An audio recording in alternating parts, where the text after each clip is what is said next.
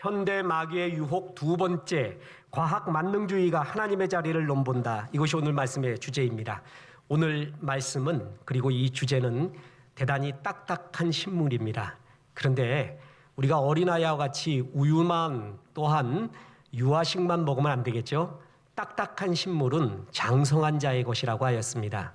이 말씀 잘 듣고 이 현대의 시조를 또한 흐름을 잘 파악하시고 빛과 소금 역할 하시기를 주 예수의 이름으로 축원합니다. 특히 우리의 자녀들, 젊은이들 듣지 못했다면 꼭 유튜브 통해서 또한 홈피 통해서 듣게 하셔서 하나님의 생각으로 가득 차게 잘 인도하시기 바랍니다. 알다시피 구소련이 먼저 우주에 우주선을 띄워보내게 되었습니다. 깜짝 놀란 경쟁 국가인 미국은 달나라에 사람을 태워서 아폴로로 실어서 그 경쟁에 대항을 했습니다. 그때 나온 유명한 말이 있습니다.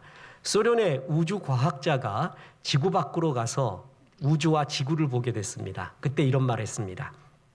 보라, 아무리 봐도 하나님은 우주에 없다. 미국의 우주과학자가 지구를 떠나 우주에서 이 지구와 우주를 바라보며 이렇게 말했습니다. 주 하나님 지으신 모든 세계 정말 아름답구나. 진짜 이런 얘기를 했는지 교훈을 위하여 만들어진 이야기인지는 잘 모르겠습니다. 그러나 이 두 이야기 속에서 신앙인과 비신앙인의 극명한 차이를 볼 수가 있습니다. 봐라, 어디에도 하나님이 없지 않니? 또 한 사람이 말합니다. 주님 지으신 세계가 이토록 아름답구나. 오늘 말씀의 주제는 이것입니다. 과학 만능주의가 하나님의 자리를 넘보는 것을 경계하라라는 것입니다. 이 세상에 흐르고 있는 무신론에 크게 네 가지 덩어리가 있습니다. 유물론, 진화론, 물질주의, 과학 만능주의입니다. 이 네 가지가 하나님을 대적하는 결정적인 사상들입니다. 그중에 과학 만능주의를 오늘 말씀드리는 것입니다.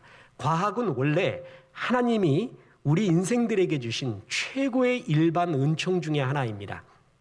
뉴턴이 발견한 자연의 법칙, 아인슈타인의 상대성 이론, 그리고 지금 양자역학의 법칙까지 과학의 원리를 발견하는 것은 사실 하나님이 만드신 이 세상의 원리를 발견하고 감동하는 것입니다. 과학은 참 우리에게 많은 편리와 많은 도움을 주었습니다. 여러분 아십니까? 무인도에서 살아남기 같은 프로그램이 있잖아요. 그럼 무인도에 사람 들여보내면은요, 하루 종일 일주일 있는다 그러면 일주일 내내 먹고 사는 거에 모든 것을 매달리고 있습니다. 어떻게 사냥하며, 어떻게 먹으며, 또 아침 먹었으면 점심은 어떻게 먹고, 저녁은 어떻게 먹고, 생각할 여유가 없어요. 인간다운 삶이 없고 오직 먹고 사는 데 집중하지 않습니까? 생존의 문제. 이것이 과학에 발달되지 않았으면 온 인류는 지금도 그럴 수가 있습니다. 먹고 사는 것에. 그러나 과학의 발달로 말미암아 우리는 인간다운 삶을 할 수 있는, 그래서 과학은 정말 하나님이 주신 최고의 일반 은총 중에 하나입니다. 지금도 우리는 모두 다, 거의 모두가 인공지능 AI, 스마트폰을 다 가지고 있고 컴퓨터를 사용하고 앉아서 또 다른 현실인 디지털 가상현실 속에 살고 있습니다. 우리는 과학의 혜택을 지대하게 받고 있는 것이 사실입니다. 그런데 이 과학기술 문명이 너무나 발달하다 보니 물질과 있는 현상을 연구하는 과학이 물질의 범위를 벗어나서 이제는 하나님의 자리를 감히 넘보고 있다는 것입니다. 특히 이 과학 만능주의는 젊은 세대에 많은 영향을 미치고 있습니다. 카톨릭 잡지를 한번 보았습니다. 그랬더니 한탄하는 소리가 나옵니다. 젊은이들이 카톨릭을 떠나고 있다. 불교 잡지를 보았습니다. 거기도 이런 글이 나옵니다. 젊은이들이 불교를 떠나고 있다. 어디서 많이 듣던 소리 아닙니까? 우리 교회에서도 말합니다. 교회들이 다 그럽니다. 젊은이들이 교회를 떠나고 있다. 기독교만이 아닙니다. 카톨릭에서도 불교에서도 수많은 젊은이들이 그런 종교의 자리, 우리로 말하면 신앙의 자리에서 떠나가는 사조, 경향이 이 현 세대에 많이 일어나고 있습니다. 그 여러 가지 이유가 있습니다. 그 이유 중에 하나가 바로 과학 만능주의로 인해서 이제 하나님 없이도 살 수 있다. 하나님이 줄 수밖에 없었다고 여겨지는 모든 것이 과학이 줄 수 있고 과학이 해석할 수 있다라는 생각이 이 현 사족 가운데 많이 넘쳐나게 되었다라는 것입니다. 이 과학은, 무신론은 원래 시대의 이데올로기와 정치 사상과 결합되어 퍼지는 경향이 많이 있었습니다. 예를 들어 보면 18세기를 계몽주의라고 합니다. 세계사 외울 때 되기 쉽죠. 여러분 18개 36개라고 아세요? 무협영화 18개. 18세기는 계몽주의입니다. 이성주의입니다. 프랑스 중심으로 많이 일어났습니다. 프랑스의 계몽주의자들이 무신론적 경향이 많았어요. 유물론적 경향이 많았고, 이런 것이 프랑스 전역에 퍼져가는 가운데 1789년 그 유명한 프랑스 대혁명이 일어나게 됩니다. 그 이후 나폴레옹이 유럽을 평정하게 됨으로써 유럽에, 프랑스에 널리 퍼져 있었던 그 계몽주의가 유럽 전체에 퍼지게 됩니다. 근데 다시 말하지만 그 계몽주의는 무신론적, 반신앙적 성향이 굉장히 많았습니다. 그래서 사실 그 전까지만 해도 하늘의 별을 보고 자연과학자들도 감탄을 했고 신앙인들도 감탄을 했습니다. 그런데 이제 계몽주의, 이성주의 이후로는 자연과학자들은 감탄 대신 분석을 시작을 합니다. 인과율, 원인과 결과, 데이터, 분석을 통해서 원인과 결과를 나누면서 감탄의 대상, 경외의 대상이었던 것을 하나씩 이성적으로 해석을 하기 시작을 합니다. 그러면서 하나님, 부활, 재림, 천사, 믿음, 이런 것들은 추상적인 개념, 미신적, 과학적으로 객관적 보편 타당성 있게 분석할 수 없는 것이라 하면서 배척하기 시작을 합니다. 그래서 이 계몽주의, 이성주의 이후로 신앙은 과학과 분리되기 시작을 했고 하나님이 자리를 잃어가기 시작했습니다. 그런 가운데 100여 년 전에 공산주의가 일어납니다. 공산주의는 당연하게 무신론이죠. 종교는 아편이라고까지 이야기하며 무신론적 그 공산주의 사상 때문에 거기에 묻어있던 무신론이 전 세계 공산화된 데 퍼지게 됩니다. 이토록 무신론은요, 시대의 사상, 시대의 담론, 시대의 이데올로기와 묻어서 같이 퍼지고, 그리고 계몽주의가 만약에 사라졌어요, 공산주의가 사라졌어요, 그러면 다시 하나님을 생각하는 마음들이 부활하곤 했습니다. 그런데 현대에는 다릅니다. 현대는 그런 사상 때문에 무신론이 일어난 게 아니라 과학 때문에 일어났습니다. 이거는 이데올로기도 아니고 과학은 무한대로 발전하고 있죠. 특히 코로나 시대 이후로 10년 뒤에, 20년 뒤에 일어나야 될 과학적 업적이 코로나 때 다 집약돼서 오히려 앞당겨 왔습니다. 당황할 정도입니다. 우리도 지금 예배를, 대면 예배와 방송 예배를 드리고 있잖아요. 상상도 못했잖아요. 근데 이런 것들이 현실이 되고 이러한 과학기술은 더 집약되게 발전이 되기 시작을 했습니다. 그래서 사상이 아닌 과학 만능주의가 현 사조와 결합이 되면서 많은 젊은이들이 이제 하나님을 떠나고 사람들이 하나님을 떠나는 가장 강력한 무신론의 시대가 우리 앞에 전개가 됩니다. 과학 만능주의는 이렇습니다. 때가 되면 언젠가는 과학이 이 세상의 모든 것을 다 설명해 줄 수 있고, 지금은 기적처럼 보이고 지금은 초자연적인 것처럼 보이고 과학이 설명할 수 없는 것으로 보이는 현상들이 나중에는 과학에 의해 싹 다 설명될 수 있다. 그러니 과학자들은 믿고 기다리면 나중에는 과학의 모든 것을 설명해 줄 것이고, 그때가 되면 그대들이 믿고 있는 신앙은 더 이상 아무 의미가 없게 될 것이다. 그것이 과학 만능주의의 주장입니다. 이들에 의하면 우리의 신앙은 미신적입니다. 망상, 허상에 불과합니다. 잘 들어보십시오. 현재 미국, 영국, 프랑스, 독일의 자연과학자는 90% 이상이 무신론자입니다. 특히 빅뱅 이론이 나오면서부터 이 무신론은 진화론과 결합이 되면서 말도 못하게 대중 속에 요도와 같이 불타오르기 시작합니다. 미, 영프, 독일의 자연과학자들이 자기의 학문 강단에 머물지 않고 수없이 대중과학 서적들을 만들어내고 언론 인터뷰, 토크쇼를 통해 가지고 이런 생각들을 전하고 있습니다. 그리고 그것이 우리나라에 들어왔습니다. 그래서 우리나라에 유명한 토크쇼들이 있잖아요. 구체적으로 말 안 하겠습니다. 메이저 방송들 아니면 다른 방송들의 유명한 토크쇼에 지금 수많은 우주학자, 천문학자, 물리학자들이 등장하고 있습니다. 그래서 스타들도 배출하고 있어요. 그들은 한결같이 우리 인생을 가리켜 별에서 온 그대 이런 얘기해요. 그럼 패널들은 막 박수치고 우리 다 별에서 왔어요?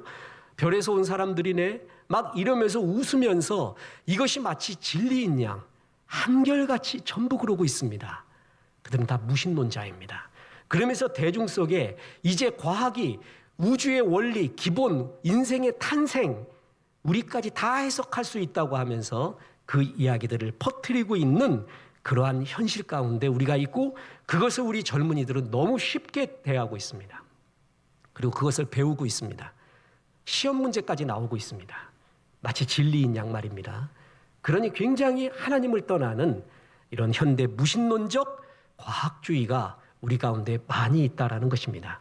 그 대표적인 학자가 리차드 도킨스입니다. 영국의 진화론자죠. 지금 80이 넘었습니다.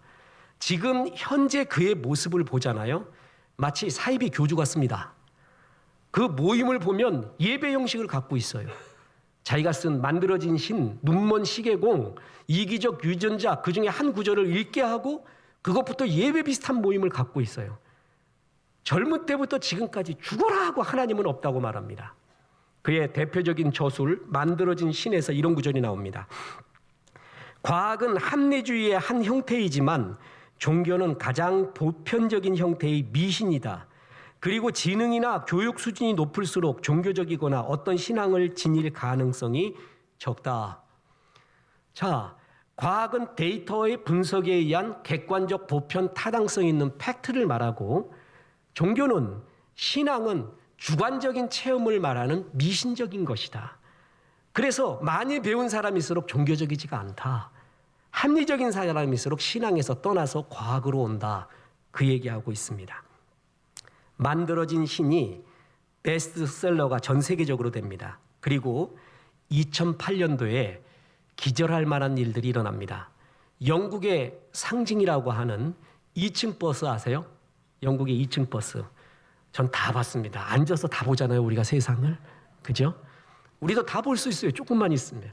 그 2층 버스에 리차드 도킨스는 슬로건을 걸어놨습니다. 플랜카드를 걸어놨습니다. 그러면서 무신론자 버스 캠페인이라는 것을 시작을 합니다. 무슨 슬로건을 플랜카드를 걸었냐 하면 There's probably no God. 아마도 하나님은 안 계셔. Now stop worrying. 이제 걱정하지 마. 천국에 갈런지 지옥에 갈런지 죄 때문에 벌 받을런지 이런 것들에 대해 걱정하지 마. And enjoy your life. 그리고 네 인생을 즐겨. 싫어합니다. 이걸 1년 동안에 수많은 후원금을 받아서 플랜카드를 런던 2층 버스에 싣고 1년 동안 영국을 돌아다닙니다. 이것이 북미까지 넘어갑니다. 이런 현실이 우리 가운데도 안 일어나리라고는 아무도 보장하지 못합니다. 무신론자들이 대놓고 이제는 하나님을 대적합니다. 또 그 대표적인 게 2018년도 세상을 떠난 스티븐 호킹. 이 호킹은 어린아이들의 우상이기도 하고 인간 승리의 표상이기도 하고 그래서 얼마나 포장돼 갖고 야단나잖아요. 스티븐 호킹이 학문적 업적, 그의 논문이 뭐냐면 블랙홀을 그리고 빅뱅의 특이점이라고 하는 시작점이라고 하는 싱귤레러티를 수학적으로 증명합니다. 뭔 말인지 모르겠습니다. 제가 그걸 구해봤거든요. 3글자도 이해가 안 돼요. 전부 수학책인데 무슨 말인지를 모르겠어요. 근데 수학적으로 증명했대요. 대단한 학자죠. 이 사람 또한 우주론 통해서 무신론을 주장한 대표적인 학자입니다.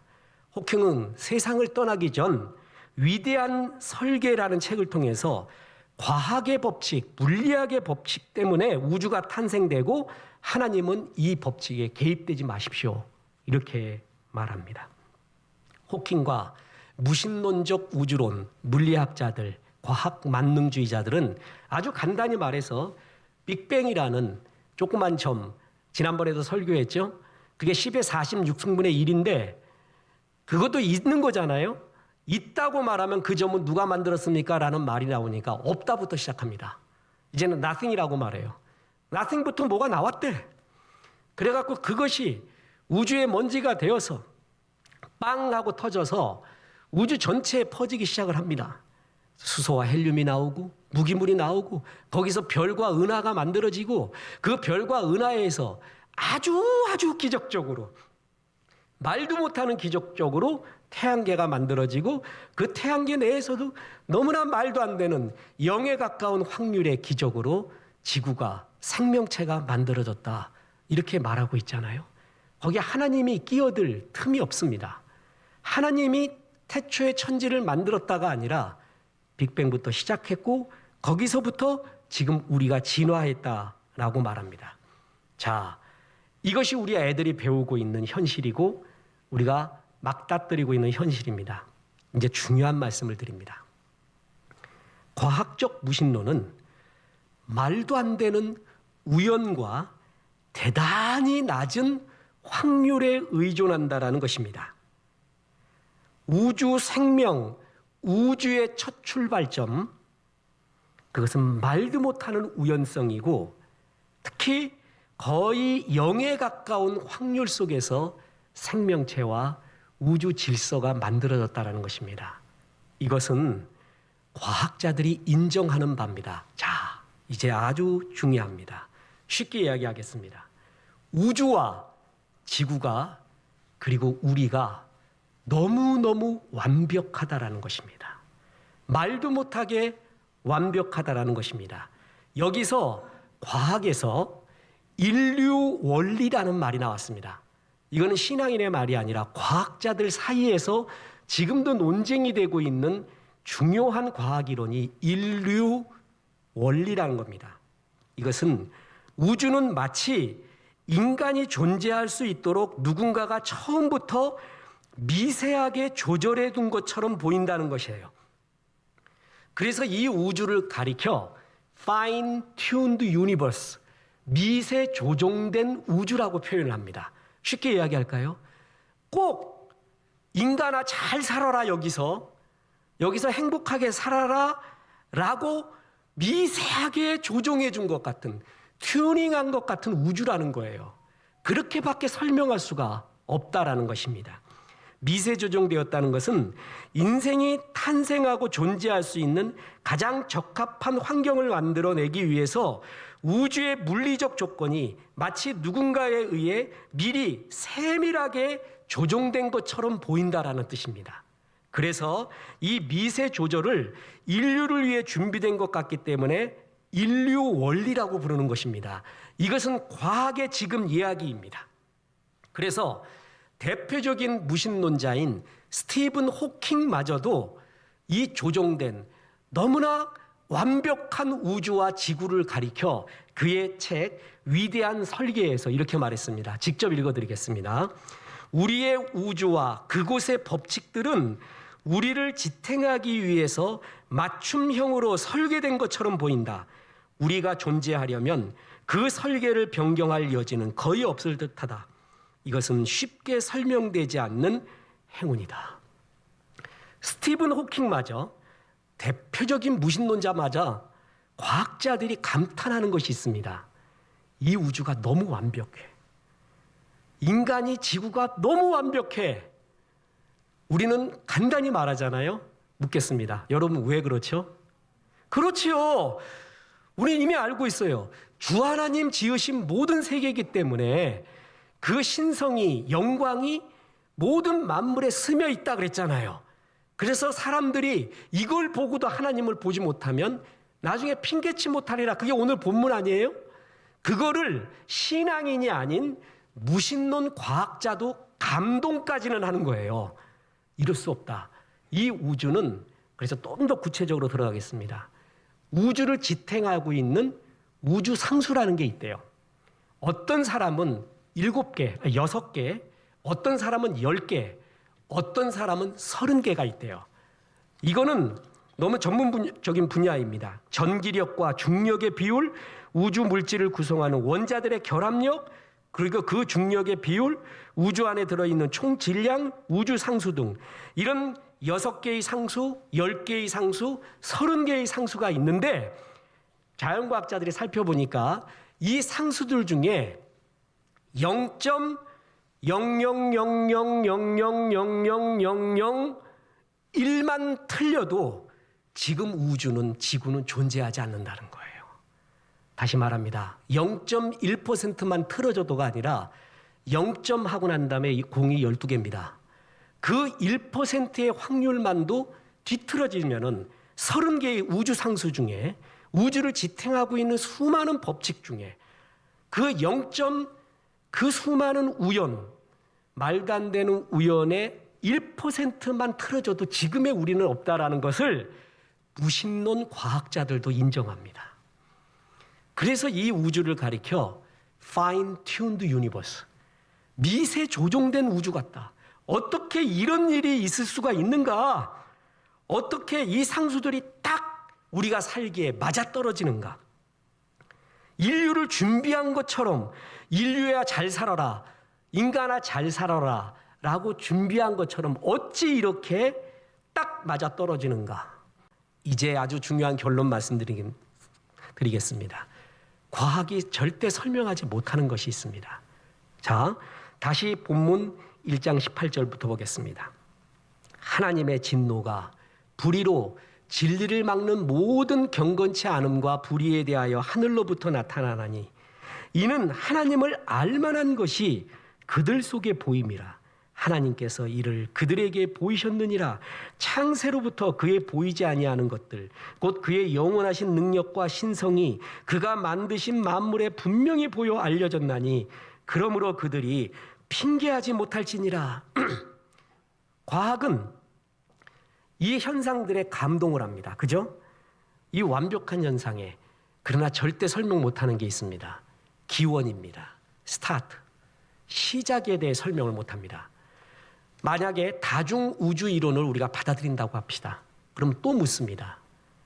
다중우주의 시작은 뭐죠? 누가 시작하게 했어요? 거기에 빅뱅이 거기서도 일어난 거거든요. 빅뱅의 시작은 누가 일으켰어요? 빅뱅 전에는 뭐가 있죠? 빅뱅의 시작점인 싱귤레러티, 특이점은 누가 만든 거죠? 이 설명은 여전히 못합니다. 시작이 뭐냐라고 말하잖아요. 그러면 과학자들도 형이상학의 세계로 들어갑니다. 철학의 세계로 들어갈 수밖에 없어요. 그거 외에는 과학은 더 이상 설명할 길이 없어요. 결국 과학도 어디로 들어가냐면 형이상학의 세계, 철학의 세계로 들어가야 기원에 대한 설명을 할 수가 있다라는 것입니다. 기원을 절대 말 못합니다. 뿐만 아니라 과학이 밝히지 못하는 것이 우리의 지성, 이성, 생각, 사랑. 왜 이것이 우리에게 있느냐? 물질로부터 우리가 왔다면 빅뱅이라는 나싱으로부터 와서 수소와 헬륨이 뭐가 뭉치고 춤을 추던지 그래가지고 별이 만들어지고 그 별 속에서 기적적으로 지구가 만들어지고 생명체가 우주 별에서 왔던지 아니면 지구 내에서 탄생했던지 지구의 해수면에서 나왔던지 아니면 기적적인 걸로 나왔던지 나왔다고 치자는 거예요. 지금 말하는 나왔다라고 말하는 것은 엄청난 점핑을 한 거 아시죠? 우리 애들이 배울 때는 무기물이 모여서 유기물이 됐대. 무기물이 모여서 원시 단세포가 됐대. 그 단세포가 고급 생물로 변하고 그것이 진화됐다라고 그 점핑의 과정을 너무 쉽게 얘기해요. 그런데 이 점핑의 과정, 제가 점핑이라고 표현한 거예요. 이 과정은요, 말도 안 되는 확률이에요. 그런 확률 없어요. 제로의 확률이에요, 거의. 그것이 지금 몇 번이 반복되고 있습니까? 무기물이 유기물이 됐다고요? 그 확률 한번 얘기해 보세요. 유기물이 원시 단세포가 됐다고요? 그 확률 한번 말해 보세요. 원시 단세포가 고급 세포가 됐다고요? 그 확률 한번 말해 보세요. 그 세포가 진화해서 또 뭐가 됐다고 그 확률 좀 말해 보세요. 지금 이 점핑의 단계의 확률은요, 제로입니다. 제로. 있을 수가 없어요. 그런데 우리는 그거를 마치 진리인 양 구렁이 담 넘어가듯이 툭툭툭 배우고 있는 거예요. 그래서 나왔다고 쳐봅시다. 우리가 진화해서 우리가 나왔다고 쳐봅시다. 아무것도 없는 무기물에서, 물질에서 우리가 나왔는데 우리가 갖고 있는 고귀한 정신은 뭐예요? 우리가 생각하는 힘은, 사랑하는 힘은 어디서 나왔습니까? 리차드 도킨스 같은 사람은 이 정신과 사랑, 인간이 갖고 있는 고귀한 정신에 대해서도 물질적으로 설명하려고 하는데 과학자들도 싫어해요. 그건 아니라고. 그렇게 설명할 길 없고, 우리가 갖고 있는 이 정신과 사랑, 지성은 신비의 영역으로 남겨두자. 그것도 형이상학의 세계로 가는 거예요. 여러분, 코엑스 아트페어 가보셨습니까? 아트페어 하는 날이면 저는 그날 잠을 못 잡니다. 아이스 아메리카노를 몇 잔을 먹는지 기억이 안 나요. 그리고 얼마나 많이 돌아다녔는지 다리가 뻐근해서 잠을 못 잡니다. 그런데 그 예술품을 보면 느끼는 건 하나예요. 자유입니다, 자유. 어떻게 인간이 이런 생각을 하지? 이런 걸 만들어내지? 이런 걸 이렇게 표현하지? 정말 하나님의 형상 아니면 만들 수 없는 거거든요. 물질에서 나온 존재가 이런 정신의 세계를 만들 수 있다? 그건 과학도 안 된다고 그래요. 과학도 이것을 신비의 영역으로 남겨놓자.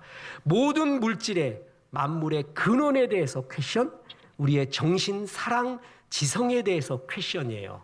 그리고 결정적으로 퀘션이 있습니다. 우리의 존재, 의미의 문제에 대해서 과학은 진짜 답하지 못합니다. 과학은 원래 눈에 보이는 물질 세계만 말하는 거예요. 근데 이 물질도 없어지는 거 아십니까? 우주론에 크게 두 가지가 있는데 하나는 열린 우주론, 하나는 닫힌 우주론입니다.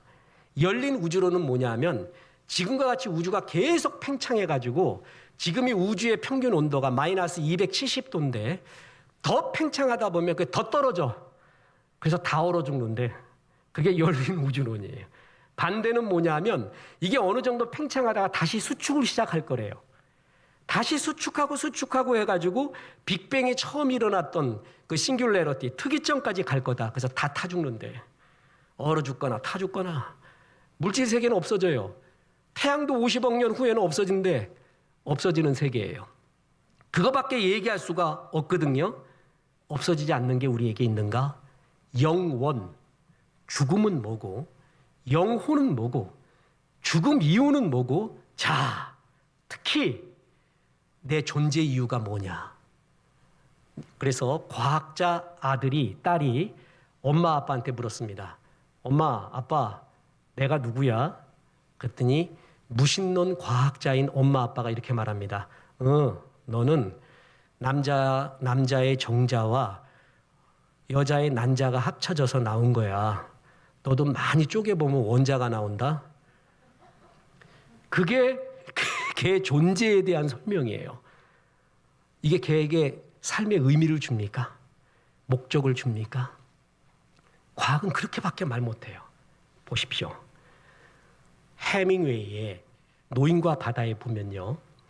샌디에고 노인이 쪽배를 타고 있습니다. 남미의 푸른 바다, 하늘인지 바다인지 모르는 그 경계도 모르는 푸른 바다에 쪽배 하나가 노인네가 타고 있어요. 이게 하나님을 모르는, 하나님을 거부한 인본주의 인생관입니다. 거대한 우주에 무슨 이유인지 모르는 채 던져진 존재. 다랑어 떼가 와서 내가 완전히 많은 수입을 할런지 다시 상어 떼가 와서 집어먹을런지 아무것도 모르는 그 우연 속에 던져진 존재. 결국 상어가 와서 다 잡아먹었잖아요. 그래도 샌디에고 노인은 또 꿈을 꿔요. 내일 또 배 타고 나가야지. 그게 영웅이래. 무슨 일이 일어날지 모르지만 우연이 있고 거대한 벽이 있지만 지지 않고 끝까지 나간다. 그게 의미예요? 그게 우리의 존재의 목적이냐고요. 과학은 나의 존재의 의미와 목적을 설명할 수가 없습니다. 에베소서 2장 10절 보세요. 우리는 그가 만드신 바라 그리스도 예수 안에서 선한 일을 위하여 지으심을 받은 자니.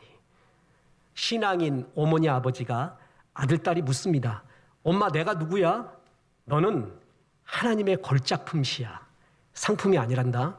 하나님이 만든 작품 중에서도 걸작품시야. 그리고 그리스도 예수 안에서 선한 일, 하나님의 비전을 이루기 위하여 이 땅에 보내진 존재야. 존재의 이유와 목적을 정확하게 말해주지요. 과학은요, 우리의 시작을 말하지 못하고 끝도 말하지 못합니다. 그리고 우리의 정신, 사랑, 이성, 우리의 생각, 우리가 느끼는 예술과 아름다움의 의미, 왜 이게 생겼는지 설명하지 못해요. 그리고 나는 왜 태어났는가, 어디로 가야 되는가 설명하지 못해요. 이 모든 걸 설명하지 못하는데 거기에 내 인생을, 젊음을 맡길 수가 있겠습니까? 이것이 전체를 설명할 수 있는, 하나님을 대신할 수 있는 것입니까? 그럴 수가 없다라는 것이죠. 아무리 과학이 발달돼 나가도 우리는 우리의 중심, 지식에까지 새롭게 함을 얻어서 이런 사람이 나와야 됩니다. 인문학의 주인은 하나님, 인문학을 하나님께, 그게 아니라 과학의 주인은 하나님, 과학을 하나님께, 이런 사람이, 이런 과학자가 많이 나와야 됩니다. 지난번에 우리 장순훈 총장님 오셔가지고 우리 수요 예배 때 간증과 말씀 전해줬죠. 귀한 분입니다. 지날수록, 시간이 지날수록 귀한 분이라는 거 알아요. 카이스트 총장하고 한동대 총장도 하고 과학자로서 아주 원초적인 신앙을 갖고 있는 분이에요. 정말 국보 같은 존재입니다. 천연 기념물 같습니다. 이런 사람 정말 별로 없습니다. 과학자들 가운데 주님을 인정하는 주님의 과학자가 많이 나와야 됩니다. 미국의 알리스타 맥그레스라고 있습니다. 과학자인데 신학자예요. 알리스타 맥그레스 참 귀한 분입니다. 과학 이야기 나올 때 이 사람이 꼭 등장하고 신앙적으로 해석해요. 이 사람이 이렇게 말합니다. 형이상학적 질문들을 모두 포함했을 때 기독교가 무신론에 비해 훨씬 설명력이 크다. 그러니까 뭐냐면은, 여러분 지금 들었잖아요. 우리가 미세 조종된 말도 안 되는 확률로 완벽한 지구에 완벽한 우리로 살고 있어요. 이거를 설명하려면 형이상학적 질문으로 갈 수밖에 없잖아요. 과학적 설명으로 말도 안 되잖아요. 과학자들이 설명하는 거를 듣느니 신앙인이 설명하는 게 더 과학적이다, 그 얘기입니다. 오히려 그게 더 신앙적이다, 더 잘 설명하고 있다. 이런 과학자, 하나님께 드리는 이런 과학자가 많이 나와야 되고, 그래서 흐트러져 있는 하나님을 떠난 수많은 생각들을 주 앞으로 돌아오게 하는데 쓰임받는 수많은 전문가들이 우리에게 필요합니다. 오늘 예배를 듣고 있는 젊은이 여러분, 하나님의 성령의 감동으로 주 하나님 지으신 모든 세계구나, 우연히 말도 안 되는 확률로 만들어진 세계가 아니라 주님이 정말 잘 최상의 작품으로 만든 세계라는 것을 여러분이 나중에 전공하셔서 여러분이 이 세상에 그런 것을 강연하고 책도 내시고 많은 영혼을 주 앞으로 이끄십시오. 이 세계에 그 전에 어떤 무신론보다도 강한 무신론이 과학 만능주의입니다. 이것의 허상을 잘 하십시오. 이것은 기원을 말 못하고 정신과 사랑을 말 못하고 우리의 존재의 의미를 말 못하고, 그리고 아직도 수많은 가설 가운데 있는 말도 안 되는 우연의 확률에 기대고 있는 것입니다. 그런데 그걸 과학이라는 이름으로, 마치 진리와 팩트라는 이름으로 우리 애들이 배우고 있고 사실인 양 세상에 퍼져가고 있습니다.